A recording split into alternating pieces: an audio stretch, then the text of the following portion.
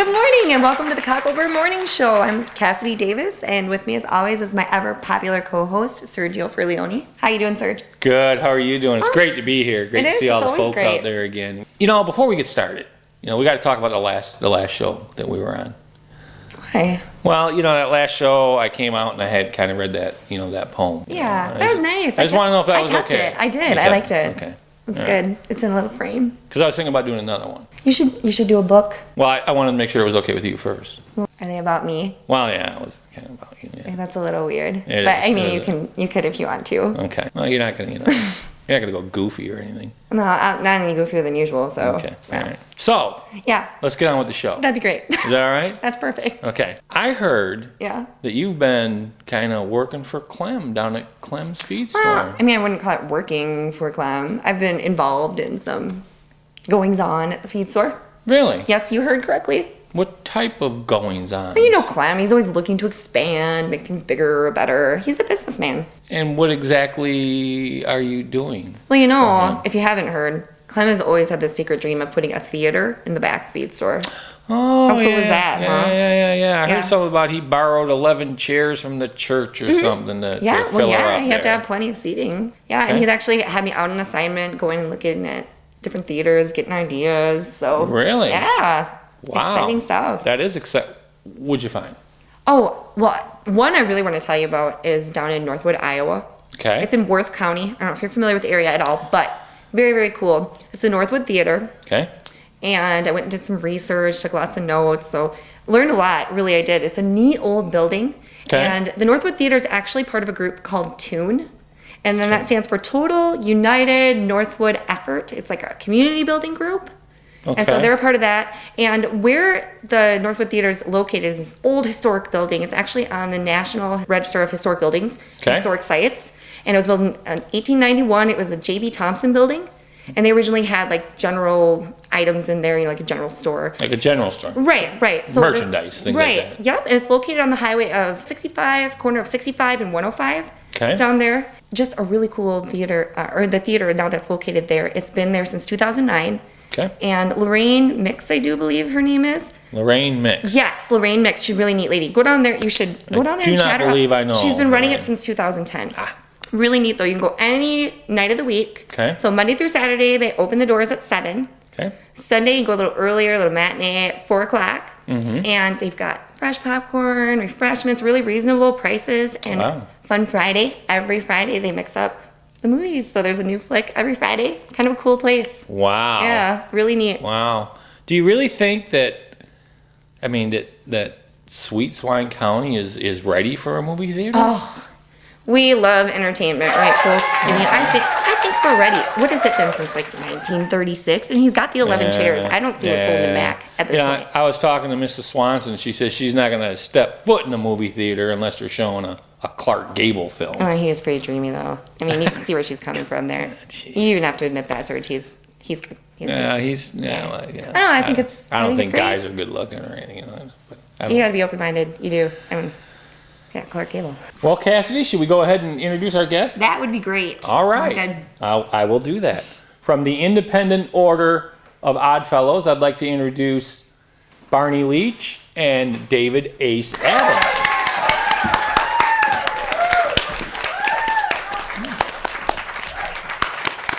Welcome, guys. It's so nice to have you here today. Very nice, very nice. Why don't you start off by telling us a little bit about where you're from and what you do? I'm from just outside of Minneapolis at the town of Excelsior. Our lodge there is the Minnetonka Lodge, 102, the IOOF. Well, I've been a member of that lodge for better than 65 years. So Wow. It's been a wonderful experience for me. David? I belong to the lodge over in Winnebago. It's called Winnebago City Lodge number 30. I live here in Fairmont, Minnesota, and been a past Grand Master in 2008, and I'm currently the Grand Representative for the jurisdiction of Minnesota.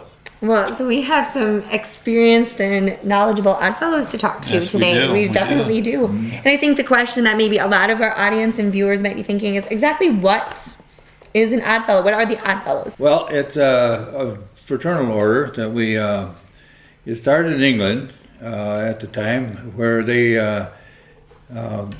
the mining areas where they'd lose miners in the deal, and they were a group that took care of the widows. Okay. I see. Widows and orphans, and that's one of the main things that the Oddfellows do, is they maintain orphanages and homes for the, well, as they get older, have Sure. nursing homes and stuff. So, So it was an organization that was originated to help people. yes. And why was that considered something odd to do? I mean, it's just it's such a unique name. It is. Back in Europe in the medieval times, you got to remember that there was a class system, and that there was very few people that stepped outside of that class. And the Oddfellows was a way to bring the common people together to help each other bury their dead, help out the widow when there was a widow involved, pay some sick benefits, basically help people and those in need. And then after they were outside the membership, then they'd reach out to the community after that too. Sure, and it's surely seems to be something that survived for years and years and moved over to our country and our part of the country too. So here in Minnesota, how many organizations of Oddfellows exist today? There's about 20 lodges of Oddfellows and about 10 lodges of the Rebeccas, which is the sister organization. Okay. I was just going to ask about that. I mean, Yeah. girls or ladies involved or? Yeah, the Rebeccas are basically drive the same way with the efforts to help the community and do the good things. To if people need help, they seem to get it. So I know that the Order of the Oddfellows is involved with lots of different kind of organizations to help visually impaired and study and blindness. Can you talk about some of those maybe? We do give out low vision machines. I don't know how many we have out now, but there were somebody that's hard can't see well. They can lay a book in this and bring it up on the screen and adjust the contrast and everything so Wow. they can actually read it. And we have several out in the state. We also have high intensity lamps that we give out. The Oddfellows also have a chair at the Wilmer Institute. They chair a professorship that teaches the students that come there to do that, and they raise millions of dollars. They're up to like $5.2 million in that Wow. endowment fund of Wow. teaching doctors to become eye doctors and working with being able to That's have the amazing. surgery, laser surgeries, and all that stuff. So it's really been an important aspect too on the visual service side. You said there's other things going on kind of just right here in the state. You mentioned some international. Internationally, we do a lot of things for arthritis. SOS Children's Village in Thailand, in Cambodia. Some of the Norway branches have SOS programs in Brazil and other countries. There's also Education Foundation for kids to get to school, continuing their education. There's a United Nations Pilgrimage for Youth for sophomores and juniors in high school. Wow. They take a tour every summer. How cool. Do you have to apply to go to that, like as a youth? And there are kids involved too in the organization? Because I know we mentioned the women, and you kind of think, adults with doing some of these things, but kids too? Yeah, we have a youth group in our lodge. That, really? And the kids think they use that as part of their graduation thing. They doing a service. Sure. Sure. And that is part of the schooling with the youth group we have, and they're active as raising money and doing things, and then they donate their money to all kinds of things. So it's really interesting to watch the young people grow and get in the spirit of the thing. Right. Oh, definitely. Yeah. And then you've got leaders coming on up. Yep. And traveling around Minnesota here, we notice there's a lot of buildings that have the Oddfellows symbol Yeah. on them. Now, does that indicate that the Oddfellows actually constructed those buildings? Yeah, the three links, or IOOF, or Independent Order of Oddfellows, you'll see those markings on a lot of buildings in the downtown. They're usually one of the bigger, taller buildings. The hall was the upstairs portion of the building, and the downstairs was a rental property to raise some income for the hosting lodge. Oh, that makes sense. And that's where you held your meetings and... Oddfellows meetings usually run weekly, especially in the olden days when everybody they used that as a social and economic Sure. way to get together and network with their fellow membership. Does every state have a chapter? Just about every state, 28 countries in the world. And I was noticing too, there's like suggestions for recruitment and things like that. I mean, is that something you guys have been active in, or certain things you look for? We try and recruit, but it's kind of tough to get people to volunteer their time because they're pretty busy. You know, if they got a family, and they kind of defend that a little bit and don't want to get involved too much. You wouldn't think it'd be odd to want to help people and commit the time to do that, but it really does take a commitment of time to do that. And folks, the recruitment process has enclosed itself in, as with many organizations in the past, the fraternal structures have enclosed themselves in, but we've got so many great programs and things and opportunities. You either join a lodge to help something that you need visually or with the Education Foundation or something like that, or you join a lodge to be able to help others achieve those goals too. So I imagine recruiting people nowadays would be kind of tough. Do you use social media at all to attract people in? We're starting to get into the Facebook world, and the website's been undergoing some construction things on the international level. Now, you mentioned earlier that the more successful lodges meet once a week. What defines a successful lodge? I think one that's stepping forward and doing all the programs. In June and July this year, in the summertime, we do a youth camp at German Lake for 10 to 12-year-old kids. The United Nations Pilgrimage for Youth candidates were selected in October and January. There's arthritis things going on. There's the nursing home projects at Northfield. There's all kinds of different things that are going on. In order to get enough time and committees together to work on it, it takes a lot of commitment to get it together. Oh, absolutely. So our home in Northfield is really growing in different aspects. It's they have the new unit for the Alzheimer's. That is fantastic. What they've got that set up, and I see you have there's a web address for the. Is that just for the entire organization there? That is, yes. IOOF.org. We've heard a lot about what the lodges are like now. What did a lodge look like, let's say, 50 years ago? What would I expect to find? And I don't mean to direct this right at you. With our lodge, when I first joined, there was probably 2 rows of men sitting all around the hall.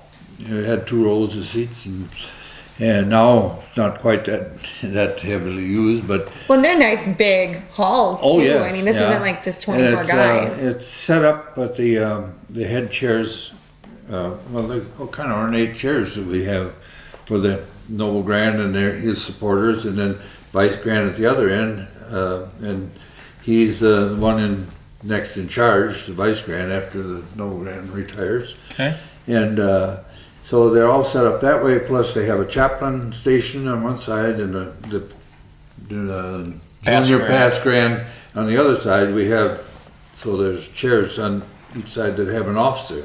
Names and titles. Well, with that much history, you would think, some of the things that pass on would be unique that way. And speaking of unique, it looks like you have a unique looking piece there. We do here. This really explains all the degree work. Somebody has done all the fine little artwork, and each one of these is fine little characters explaining some of the symbology of Can you see that? Odd Fellowship. Put your glasses on there, sir. I think maybe the glasses might need to be a little bit bigger than just the regular. But some pretty neat stuff here. Odd Fellowship is taught through degree work. There's the initiatory degree, which lets you join the lodge and teaches you that you're part of a worldwide brotherhood of family and men and women together that are together working for a better cause. There's a degree of friendship and a degree of brotherly love, where neighbor to neighbor, always opening a hand to someone in need. But and you can learn and read and try to understand it, but you actually need to become a member to understand the mystery of the organization and how it's all together. So becoming a member is not just joining. Correct. You don't just join, you actually learn. You got to learn some things as you go through the chairs and figure out where you're at. That's awesome. So if somebody wants to join, how do they get in contact with the Odd Fellows to join? Yeah. Membership requires 3 things. You got to believe in a supreme being.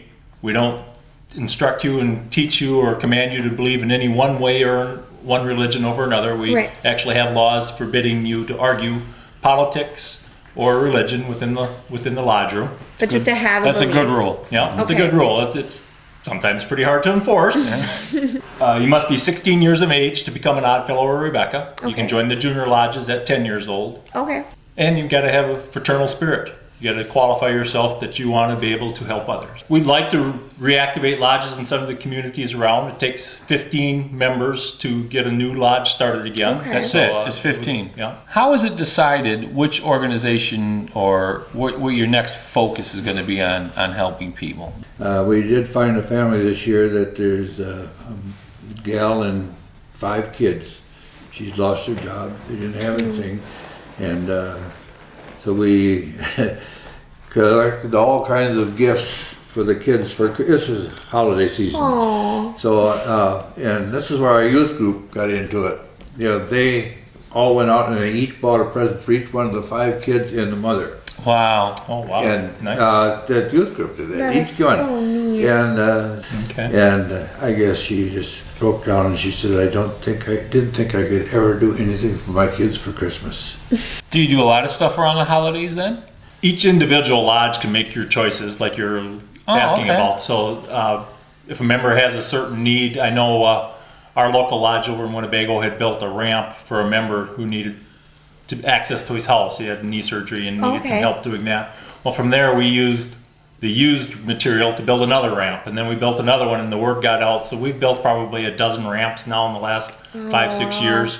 So that would help probably with your recruitment then, because everybody, the people that do join the lodge know that they will be helping out locally rather than nationally. You know, you want to be there to see the face of the mom getting the presents, but you know, you didn't have to have all those good feelings and to hear how much it helped her. Right. And I got to see some cool pictures. What do you have over there? I do not know. What do you guys know about this here? The caricature in the middle, the picture in the middle is Thomas Wilde. Okay. He's noted as the founder of the organization here in the United States. It was founded in Baltimore, Maryland in 1819. There were several other lodges that had started up prior to that, but this was the one that was recognized the official startup, and from there the order has grown and moved westward as civilization and progress moved. So did the Odd Fellowship. It came along with the railroad tracks and the communities as they built up and jobs were made available. One lodge would send a new member seeking out work or employment, Sure. move him on to the next community. A lodge would start up. That lodge would fund him, find him a job. They would Wow. help build the communities and move Wow. westward. So, yeah, again, all the symbology is around in the corners. All that. An Odd Fellow is Got the commanded links here. to relieve the distressed, bury the dead, educate the orphan, and visit the sick.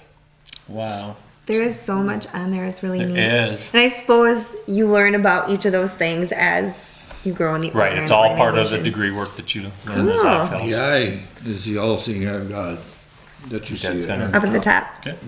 Cool.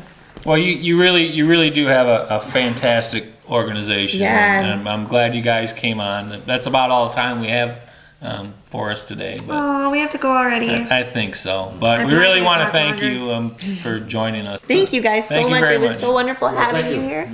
And I get you, yeah. And Very good. your studio audience too. Thank you for Yeah. joining us. Man, I got so enthralled. I almost forgot you guys were here. But thanks for joining us for the Cocklebur Morning Show, where we read out the big stories throughout St. Clair County and beyond. Yeah. Bye. Bye.